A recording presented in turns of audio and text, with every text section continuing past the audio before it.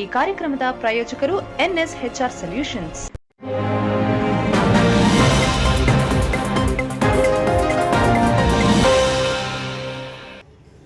ಮೈಸೂರು ಜಿಲ್ಲೆ KR ನಗರ ತಾಲೂಕಿನ ಚಂದಗಾಲು ಗ್ರಾಮದ ನಾಯಕ ಸಮಾಜದ ಒಂದೇ ಕುಟುಂಬದ 4 ಮಹದೇಶ್ವರ ಬೆಟ್ಟದ ಸಮೀಪದಲ್ಲಿ ಕಿಡಿಗೇಡಿಯ ಬೆದರಿಕೆ ಮತ್ತು ಪೊಲೀಸ್ ಸಿಬ್ಬಂದಿಗಳ ನಿರ್ಲಕ್ಷ್ಯದಿಂದ ಮಾನಕ್ಕೆ ಹೆದರಿ ವಿಷ ಸೇವಿಸಿ ಆತ್ಮಹತ್ಯೆಗೆ ಯತ್ನಿಸಿ ತಂದೆ ಮಗಳು ಮೃತಪಟ್ಟಿದ್ದು, ಇಂತಹ ಘಟನೆ ಅಮಾನವೀಯ ಎಂದು ಕರ್ನಾಟಕ ರಾಜ್ಯ ನಾಯಕರ ಯುವ ಸೇನೆ ಅಧ್ಯಕ್ಷ ದೇವರಾಜ್ ಟಿ ಕಾಟೂರ್ ಘಟನೆಯನ್ನು ಖಂಡಿಸಿದ್ದಾರೆ. ಈ ಕುಟುಂಬಕ್ಕೆ ಸರ್ಕಾರವು 50 ಲಕ್ಷ ರೂಪಾಯಿಗಳ ಪರಿಹಾರವನ್ನು ತಕ್ಷಣವೇ ನೀಡಬೇಕೆಂದು ಆಗ್ರಹಿಸಿದರು.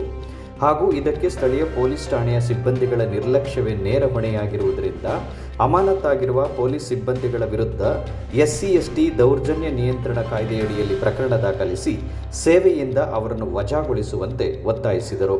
ಸುದ್ದಿಗೋಷ್ಠಿಯಲ್ಲಿ ಶಿವಕುಮಾರ ಸ್ವಾಮಿ, ಉದ್ಬೂರ ಸೋಮಣ್ಣ, ವಾಜಮಂಗಲ ಕುಮಾರ್, ನೃಪತುಂಗ ಸೇರಿದಂತೆ ಹಲವರು ಉಪಸ್ಥಿತರು. ತಮ್ಮ ಒಂದು ರಾಜಕೀಯ ದುರುದ್ದೇಶಕ್ಕೋಸ್ಕರ, ಆದರೆ ಅದು ಭರವಸೆ ಆಗಬಾರ್ದು. ಸರ್ಕಾರ ಕೂಡಲೇ ಹೆಣ್ಣು ಮಗಳಿಗೆ ಇದು ನಿಜಕ್ಕೂ ಕೂಡ ನಾಗರಿಕರ ಸಮಾಜ ತಲೆ ತಗ್ಗಿಸುವಂಥದ್ದು. ಯಾಕೆಂತ ಹೇಳಿದ್ರೆ ಇವತ್ತು ಕರ್ನಾಟಕ ರಾಜ್ಯದಲ್ಲಿ ಸನ್ಮಾನ್ಯ ಸಿದ್ದರಾಮಯ್ಯನವರು ಹಿಂದುಳಿದ ವರ್ಗದವರು ಧೀಮಂತ ನಾಯಕರು ಅಂತ ಹೇಳ್ತೀವಿ.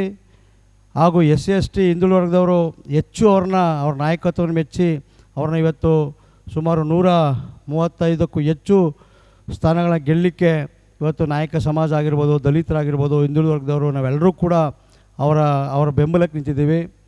ಇಂತಹ ಒಂದು ಸಿದ್ದರಾಮಯ್ಯನವರ ಒಂದು ಸರ್ಕಾರ ಇದ್ದರೂ ಕೂಡ ಅದರಲ್ಲೂ ತವರು ಜಿಲ್ಲೆ ಮೈಸೂರಿನಲ್ಲಿ ಇಂತಹ ಒಂದು ಅಮಾನೀಯವಾದಂತಹ ಘಟನೆ ನಡೆದಿರ್ತಕ್ಕಂಥದ್ದು ದೊಡ್ಡ ದುರಂತ ಅಂತಕ್ಕಂಥದ್ದನ್ನು ಹೇಳಲಿಕ್ಕೆ ಬಯಸ್ತೇನೆ.